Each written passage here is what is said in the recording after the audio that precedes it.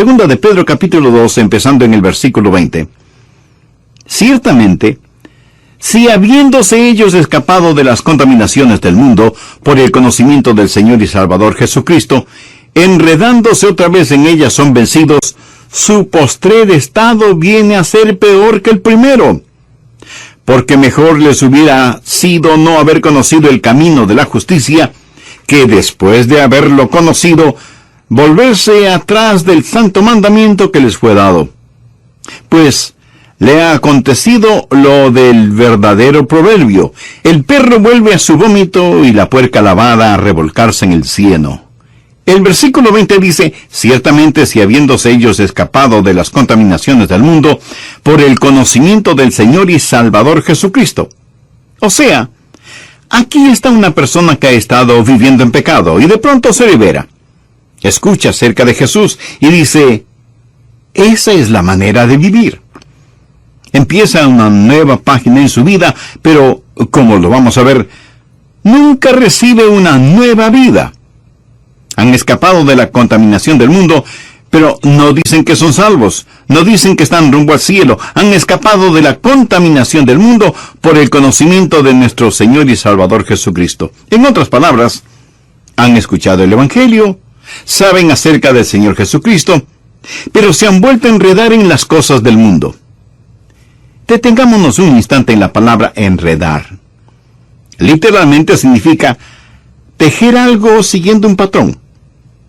Y lo que sucede es esto: esta gente se está enredando, se está metiendo más y más profundamente en la esclavitud al seguir a ciertos falsos maestros. Y de lo que habla aquí el apóstol Pedro está relacionado con estos falsos maestros. Ellos en realidad nunca han aprendido lo que es ser salvo, ser nacido de nuevo. Y se enredan ellos mismos. Enredan sus corazones y mentes en ciertas filosofías, ciertas medias verdades, sin conocer nunca el Evangelio de la gracia. Y cuando así lo hacen, están peor de lo que estuvieron antes de escuchar algo acerca de Jesús. Vea lo que dice el verso 21. Porque mejor les hubiera sido no haber conocido el camino de la justicia, que después de haberlo conocido, volver atrás del santo mandamiento que les fue dado. Aquí hay un principio, escúchelo. Aquellos que viven por la verdad tienen más y más libertad.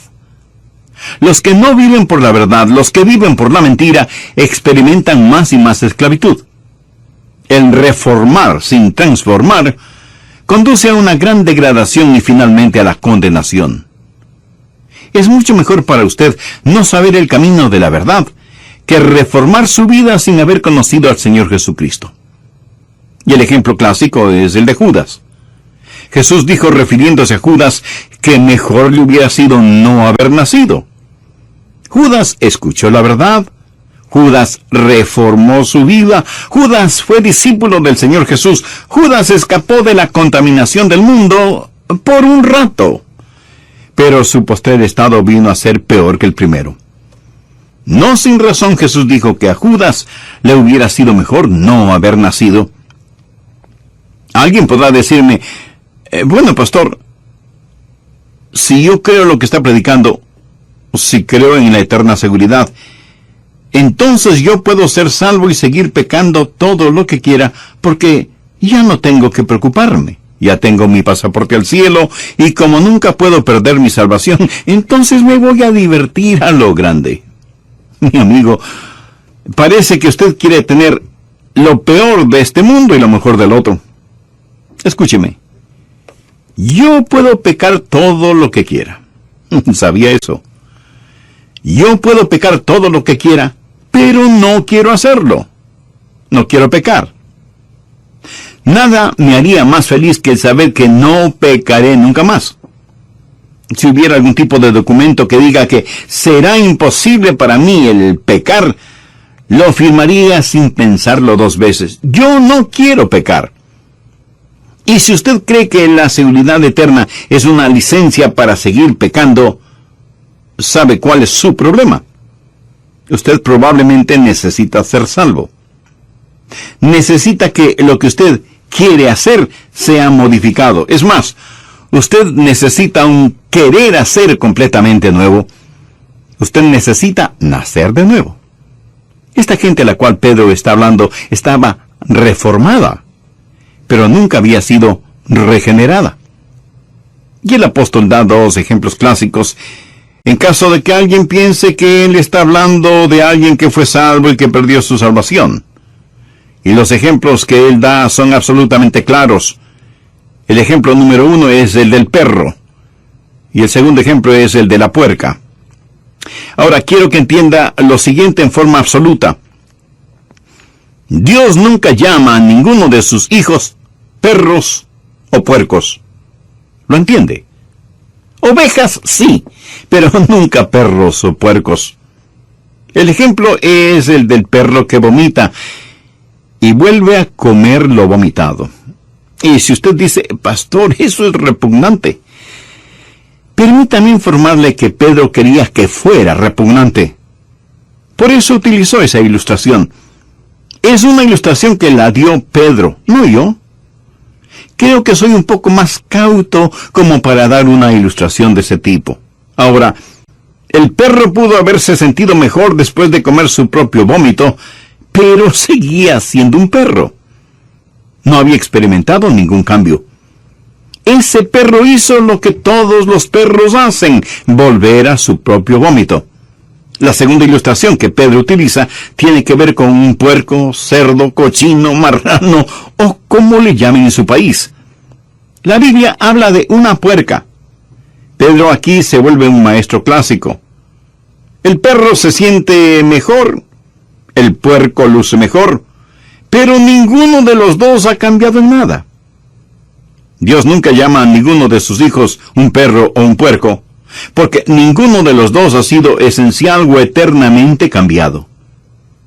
¿Recuerda la historia del hijo pródigo? ¿Ha escuchado alguna vez la historia del perro pródigo o del puerco pródigo? No, ¿verdad? En la Biblia solo encontramos la historia del hijo pródigo. Y se la voy a repetir, pero haciendo mi propia paráfrasis. Cuando el hijo pródigo se encontró en el chiquero con los puercos, se dijo, estoy cansado de estar en este chiquero. No fui hecho para vivir entre puercos. Me levantaré e iré a mi padre. Y uno de los puercos le preguntó, ¿y qué tiene tu padre? Oh, mi padre tiene una casa hermosa y tenemos siervos. Mi madre hace ricas comidas y yo tengo mi propio dormitorio y mi baño. Así que me levantaré e iré a casa de mi padre. Y el puerco dijo, eso suena muy interesante. ¿Te importa si voy contigo? El joven le dijo que no le importaba y así el hijo pródigo y el puerco pródigo empezaron su viaje. Y el padre vio a su hijo regresando a casa y le dijo, bienvenido a casa, hijo. Cúbrete con este manto, usa este anillo, ponte estas sandalias y vamos a matar el becerro gordo para celebrar tu regreso.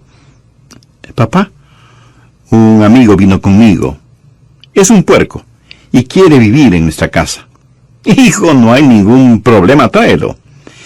Pero la mamá del hijo pródigo dijo, un momentito. Tu amigo no puede entrar en la casa así, tiene que bañarse.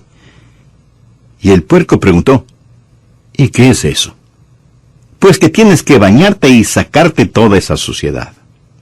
Y lo bañaron y le sacaron toda la suciedad de encima. Luego le dijeron que tenía que aprender algunos modales, que para comer tenía que ponerse una servilleta bajo la quijada y que tenía que aprender a sentarse junto a la mesa y usar la cuchara, el cuchillo y el tenedor. Le dijeron que no podía meter su hocico en la comida y que si iba a vivir en la casa, ya no podría salir a revolcarse en el cieno y dormir en medio de la fetidez y las moscas. Y que cada noche antes de dormir en una suave cama tenía que bañarse. Mi amigo, ¿por cuánto tiempo cree usted que el puerco hizo todo eso? Por muy poco tiempo. Un día el puerco dijo, me levantaré e iré a mi padre. Regresaré a mi chiquero, no me gusta esto. Por supuesto que no le gustaba. No pertenecía a esa casa. Pertenecía en el chiquero. El Hijo de Dios no pertenece en un chiquero, pertenece en la casa de su Padre. Es así de sencillo, es así de simple. El puerco lavado regresa al cieno. Pedro está hablando de reforma sin regeneración. Cualquier reforma sin regeneración hace a una persona peor de lo que era antes. Ahora veamos Mateo capítulo 24. Este es otro pasaje que la gente usa frecuentemente para tratar de probar que si somos salvos podemos perder nuestra salvación. Mateo 24, los versos del 11 al 13. Y muchos falsos profetas se levantarán y engañarán a muchos, y por haberse multiplicado la maldad, el amor de muchos se enfriará. Mas el que perseverare hasta el fin, éste será salvo. Y alguien pondrá ese versículo frente a sus ojos y le dirá, ¿lo ve? Si quiere ser salvo, tiene que perseverar hasta el fin. Es increíble como muchas personas miran las cosas 180 grados fuera de foco y dicen que para ser salvo hay que perseverar hasta el fin. Pero lo que Dios está enseñando aquí es que para que usted pueda perseverar hasta el fin, tiene que ser salvo. ¿Lo comprende? ¿Quiere saber quién es salvo? Aquel que persevera. Usted no es salvo porque persevere. Usted persevera porque ya es salvo. Los que perseveran hasta el fin son los salvos. No perseveran para ser salvos, perseveran porque ya son salvos. Creo que vale la pena que lo repita. Uno no persevera para ser salvo, sino que por ser salvo, persevera. Recuerdo un clásico sermón de un gran hombre de Dios que predicó durante una conferencia bíblica. Dijo, tengo buenas y malas noticias. Las buenas noticias es que Satanás no puede hacer nada contra usted, a menos que Dios se lo permita. Esa es una buena noticia, ¿verdad? La mala noticia es que Dios se lo ha permitido. Dios ha permitido que Satanás nos zarandee como trigo. Jesús le dijo a Pedro, Satanás sigue tus pasos, quiere zarandearte como a trigo. Pero noten lo que Jesús le dice en el verso 32, pero yo he rogado por ti que tu fe no falte, y tú una vez vuelto, confirma a tus hermanos. Pedro, estoy orando por ti. Y por eso tu fe no decaerá. Y vas a tener que perseverar. Y es obvio que Pedro perseveró. El Pedro temeroso, el Pedro cobarde, el Pedro que juró con maldiciones que no conocía al Señor, últimamente nunca olvidó al Señor Jesús. La seguridad eterna es como un fuerte cinturón elástico que Dios pone alrededor suyo cuando se salva. Pudiera ser que usted se desvíe, pero Él sigue trayéndolo de regreso. Es el amor de Dios el que ora para que la fe de Pedro no decaiga. Pero en este mismo capítulo nos encontramos con otra persona, Judas. Veamos lo que dicen los versos 47 y 48. Mientras él aún hablaba, se presentó una turba.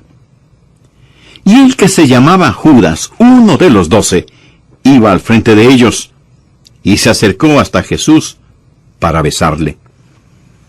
Entonces Jesús le dijo, Judas, ¿con un beso entregas al Hijo del Hombre? Pedro y Judas en el mismo capítulo. Ahora, honestamente, si usted y yo hubiéramos estado ese día ahí, y no hubiéramos sabido absolutamente nada del trasfondo, nada acerca de nadie, ni de la negación de Pedro, ni de la traición de Judas, y tuviéramos a Pedro y Judas delante de nosotros, ¿cuál de los dos escogeríamos si tuviéramos que escoger? ¿Cuál de ellos diríamos que es salvo? Me atrevo a decir que la mayoría de nosotros escogeríamos a Judas y no a Pedro. Quiero decir, Pedro siempre estaba en problemas. Como se dice vulgarmente, siempre estaba metiendo la pata. Siempre impetuoso, siempre explosivo. Y diríamos que este viejo lobo del mar, este rudo pescador, no era salvo. Ahora con Judas la cosa es diferente. Pero, ¿por qué diríamos que Judas era salvo? Pues por simple deducción. ¿A quién nombra usted de tesorero? Pues a la persona en la que más confía. Correcto. Judas era la persona que tenía la funda con el dinero. ¿Por qué confiaban en él? Cuando Jesús dijo que uno de ellos le traicionaría, ninguno de ellos dijo, tiene que ser Judas. Nadie sospechaba de Judas. ¿Perseveró Judas? Por supuesto que no perseveró. Traicionó al Señor Jesús, no buscó el perdón de Dios, se suicidó y con toda seguridad está en el infierno. Busquemos ahora Juan 6:64. Jesús dijo, pero hay algunos de vosotros que no creen, y está haciendo referencia a quienes estaban a su alrededor. Jesús sabía desde el principio quiénes eran los que no creían, y quién le había de entregar. ¿Cree usted que todas estas cosas sorprendieron a Jesús? ¿Cree usted que él dijo, ¿cómo pude haber escogido a Judas, en quien confié, y ahora me traiciona? No, mi amigo, Jesús escogió a Judas sabiendo lo que iba a suceder. Jesús supo que Judas nunca creyó en él. Veamos lo que dicen los versos 70 y 71 de este mismo capítulo 6 del Evangelio de Juan. Jesús les respondió, ¿no os he escogido yo a vosotros los 12? Y uno de vosotros es diablo. Hablaba de Judas Iscariote, hijo de Simón, porque este era el que le iba a entregar, y era uno de los 12. Nada estuvo fuera de su control. De hecho, Jesús dijo que había escogido a Judas para que se cumpliesen las Escrituras. Ahora, seguramente usted me preguntará, pastor, ¿cuál es el punto de todo esto? El punto es que Pedro perseveró, y Judas no lo hizo. ¿Por qué Pedro perseveró hasta el fin y Judas no? Muy sencillo. Pedro tuvo fe. ¿Recuerda lo que Jesús le dijo a Pedro? Yo he orado por ti para que tu fe no falte. Jesús no hizo esa oración por Judas. Jesús sabía desde el principio quienes no creían en él. Judas nunca creyó, Pedro sí creyó. Y aquellos que perseveran hasta el fin son los que son salvos. Amigo, le pregunto, ¿tiene usted esa salvación? ¿Está usted persuadido de su seguridad eterna? La única forma de ser salvo y tener seguridad eterna es por medio del Señor Jesucristo, por medio de la fe. Algunas personas, interpretando varios textos bíblicos fuera de contexto, dicen que quienes son salvos pueden perder su salvación. Una cosa es parecer ser salvo, y otra muy diferente, el ser salvo de verdad. Por eso es que el apóstol Juan en el capítulo 2, verso 19 de su primera epístola dice, salieron de nosotros, pero no eran de nosotros. Porque si hubiesen sido de nosotros, habrían permanecido con nosotros. Pero salieron para que se manifestase que no todos son de nosotros. Por lo tanto, aquellos que se van, no pierden su salvación. Los que no perseveran no pierden su salvación porque nunca la tuvieron. Bien, veamos otro pasaje que la gente usa para decir que los que son salvos pueden perder su salvación. Busque el capítulo 15 de Juan, empezando en el verso 5. Yo soy la vid, vosotros los pámpanos. El que permanece en mí y yo en él, éste lleva mucho fruto, porque separados de mí, nada podéis hacer. Y algunos estarán pensando, yo puedo hacer algo. Esa es su opinión personal. Jesús dice, separados de mí, nada podéis hacer. Sin él, no importa lo que hagamos, somos como cero a la izquierda. Y Jesús sigue diciendo, el que en mí no permanece, será echado fuera como pámpano, y se secará. Y los recogen y los echan en el fuego y arden. Si permanecéis en mí y mis palabras permanecen en vosotros, pedid todo lo que queréis, y os será hecho. En esto es glorificado mi Padre, en que llevéis mucho fruto, y seáis así mis discípulos. Y alguien dirá, bueno, Este es un cuadro de alguien que estuvo en Cristo y sin embargo es separado de Cristo. Es lanzado al fuego y allí arde. Permítame decirle que aquí el Señor Jesucristo no está hablando de ninguna manera acerca de la salvación. Está hablando acerca de llevar fruto.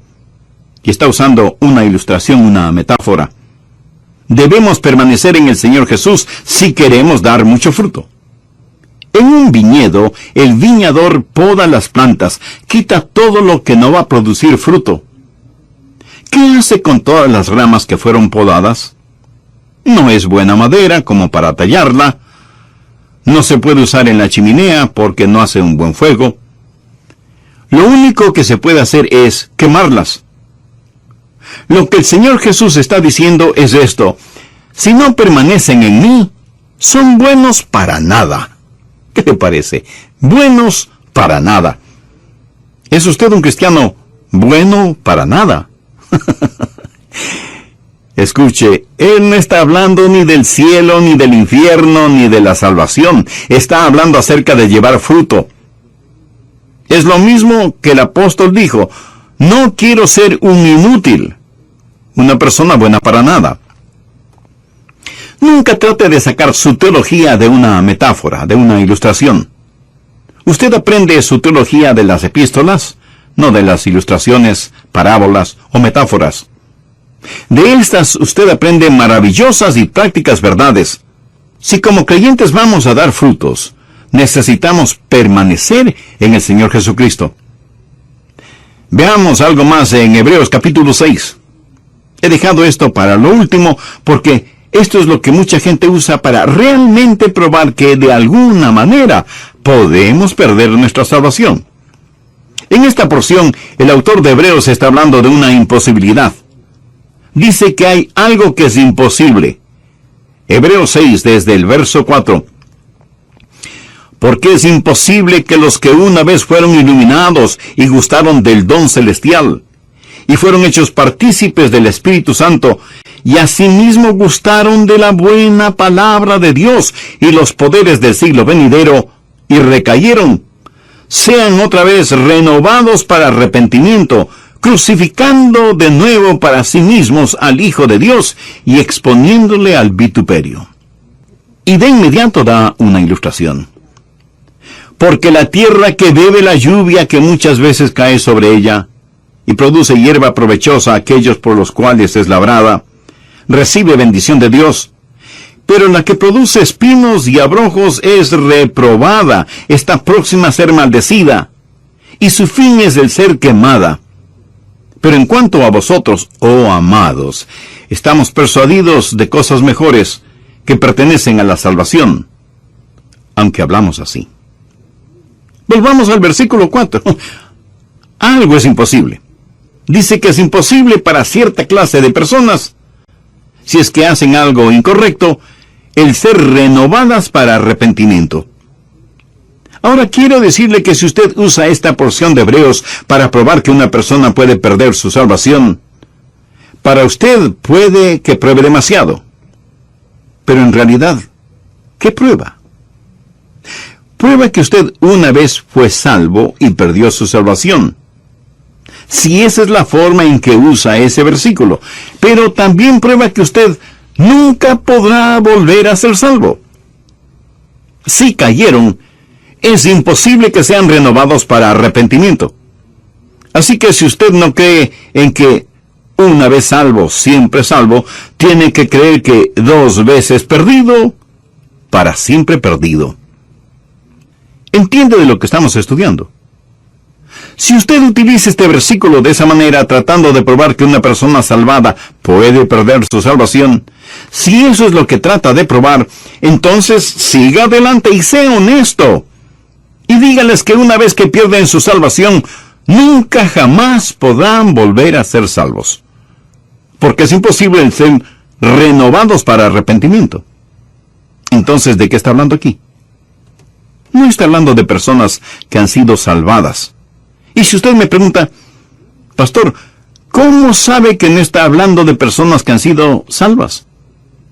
Bueno, solo hay que leer el verso 9 que dice, Pero en cuanto a vosotros, oh amados, estamos persuadidos de cosas mejores y que pertenecen a la salvación. ¿Lo ve?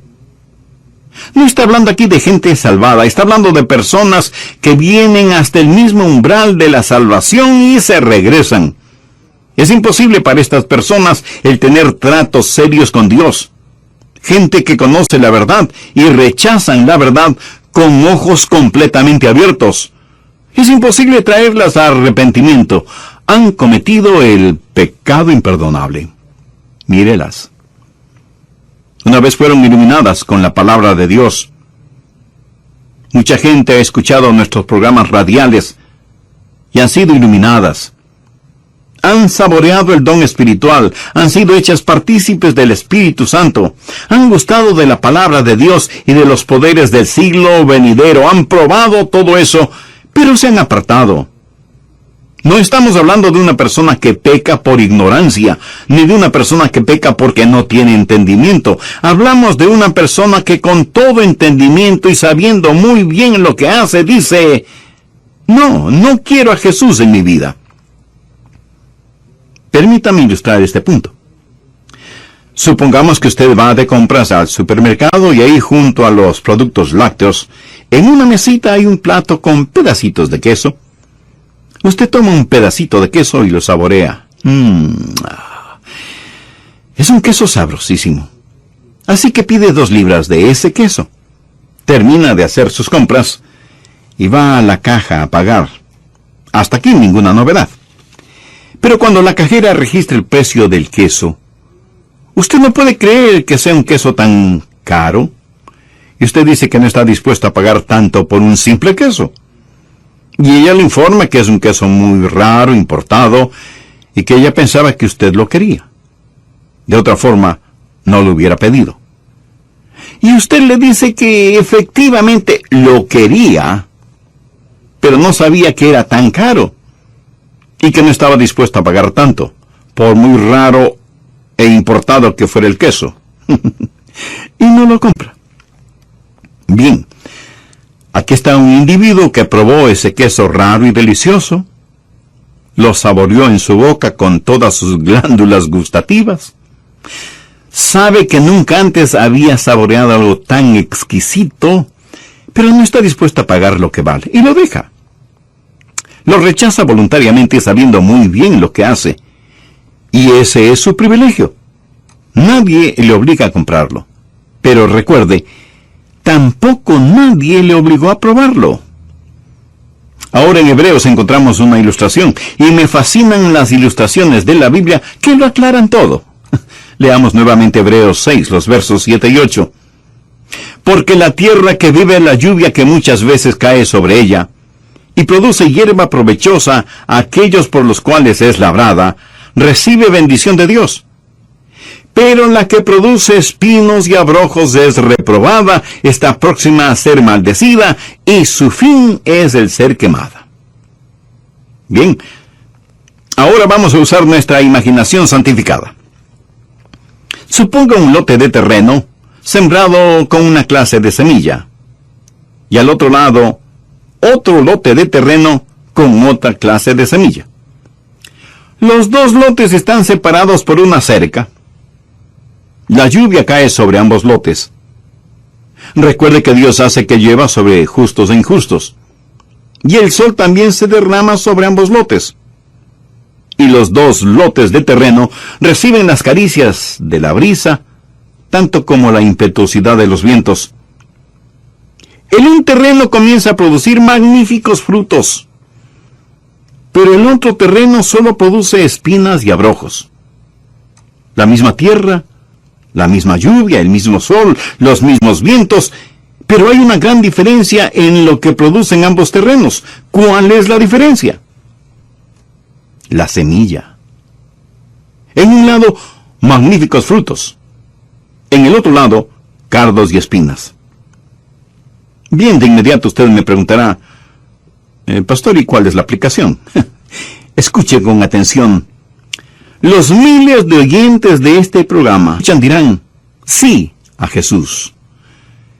Pero otros, en cambio, le dirán no. Algunos producirán buenos frutos, otros producirán espinos y abrojos. Esto no depende ni del sol, ni de la lluvia, ni de los vientos. No depende ni siquiera del terreno. Todo depende de la semilla que está en el corazón. El libro de Hebreos fue escrito para los judíos, y habla de los judíos que estaban abandonando sus viejos caminos para caminar en el nuevo camino. Estaban saliendo de la antigua dispensación, la legislación del Antiguo Testamento, hacia un nuevo camino. Pero muchos de estos judíos y muchos de los primeros discípulos que vinieron al nuevo camino tuvieron que darle la espalda a las cosas antiguas, y cuando así lo hicieron, fueron perseguidos y muchos de ellos fueron condenados a muerte. Y francamente, como el hombre que compró el queso, no quisieron pagar el precio. Así que le dieron la espalda al Señor Jesús. Lo habían probado, lo habían comido, lo conocían, sabían del Espíritu Santo, estuvieron en la sinagoga, habían escuchado la lectura de las Escrituras, habían escuchado el testimonio de los apóstoles, habían visto las vidas cambiadas. Todo lo habían visto. Pero el libro de Hebreos fue escrito para aquellos que tienen la tendencia de regresar a su antiguo judaísmo, a sus viejos caminos. Aquí están dos judíos. El uno es un genuino creyente, el otro no lo es, nunca ha sido salvo. Él tiene mucha influencia, pero nunca ha sido salvo.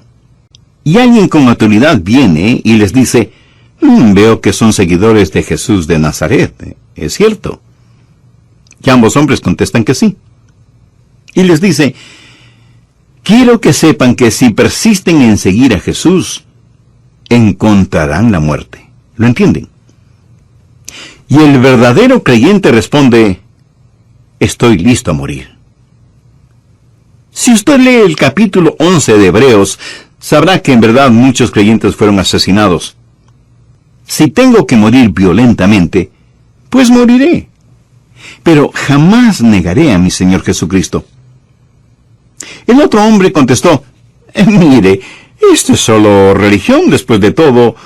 No hay nada que me impida el volver a mis viejos caminos, que eran bastante buenos. Voy a volver a mi antigua vida, pero no me mate. ¿Cómo saber que este hombre hablaba en serio? Había una manera de comprobarlo. Llevarían a este hombre a un chiquero, en donde matarían un puerco, y la sangre del puerco se derramaría por el suelo, y le dirían al hombre, escupe sobre esa sangre, y di que la igualas a la sangre de Jesús de Nazaret. Pisa sobre ella y di que eso es lo que piensas de la sangre de Jesús. Solo entonces podrás volver a tus viejos caminos. Propia vida. Había saboreado. Sus ojos habían sido abiertos. Había sido iluminado. Pero no quiso pagar el precio. ¿Sabe lo que él hizo cuando hizo lo que hizo? Cometió el pecado imperdonable, por lo tanto es condenado y en camino al infierno. Es imposible renovarlo para arrepentimiento. Hebreos 6 dice, es imposible que quienes recayeron sean otra vez renovados para arrepentimiento, crucificando de nuevo para sí mismos al Hijo de Dios y exponiéndole al vituperio. Ellos hicieron esto, a pesar del Espíritu de gracia. Quiero hacer énfasis que no se está hablando de una persona salva que haga esto. Un verdadero creyente jamás lo hará. Yo no podría hacerlo. Espero que usted no pueda hacerlo. Aquí se habla de una persona no salva, una persona que nunca ha nacido de nuevo.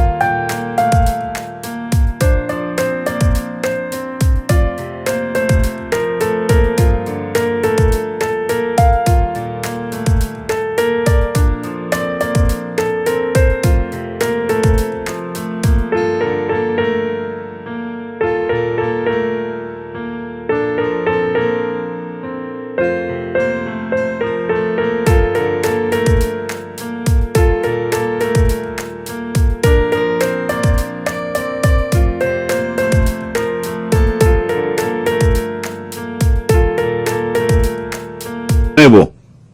Leamos el versículo 9. Pero en cuanto a vosotros, oh amados, estamos persuadidos de cosas mejores y que pertenecen a la salvación.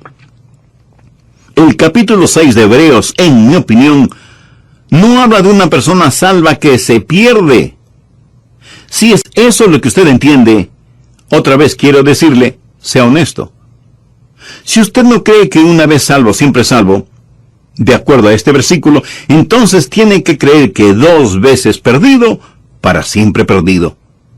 Porque es imposible para tales personas traerlas para una renovación de arrepentimiento. Y si alguien me pregunta, Pastor Rogers, si lo que dice es verdad, entonces, ¿qué del pecado en la vida de un hijo de Dios? Bien, Dios puede disciplinarlos, pero no para probar que están perdidos, sino para probar que son salvos. En el versículo 6 del capítulo 12 de Hebreos se nos dice, porque el Señor al que ama disciplina y azota a todo el que recibe por hijo. Cuando mi papá me disciplinaba, no era porque no me amaba, antes por el contrario, me disciplinaba. Hebreos 12:8 dice, pero si se os deja sin disciplina, de la cual todos han sido participantes, entonces sois bastardos y no hijos. Eso es lo que Dios dice. ¿Qué significa todo esto para usted?